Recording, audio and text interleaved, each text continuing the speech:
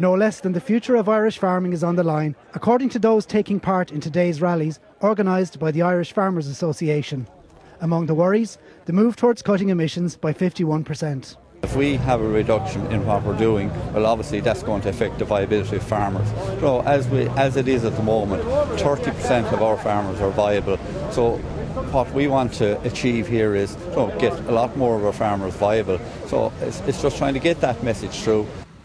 The protests started early this morning when hundreds turned up in Cavan to air their concerns.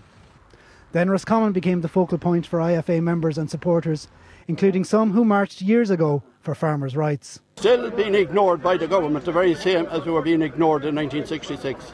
And that is why we're here today, for to put up a reasonable chance of negotiation.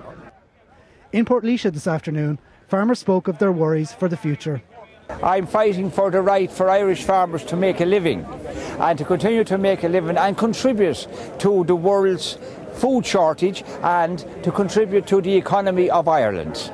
Between the government and the Green Party and the environmental crowd are trying to stop us from making a living. As a young up-and-coming farmer, farmers aren't getting a fair price for their produce and people don't understand that they need to make good money to survive. Well, it was the CAP and climate change, which we appreciate, we're going to have to do things about, but we'd like just a definite roadmap of what's needed of us.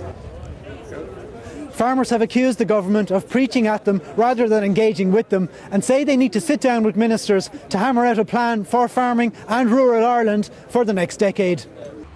The rallies conclude tonight with the final event in Cork City. Conor Kane, RTÉ News, Portlaoise.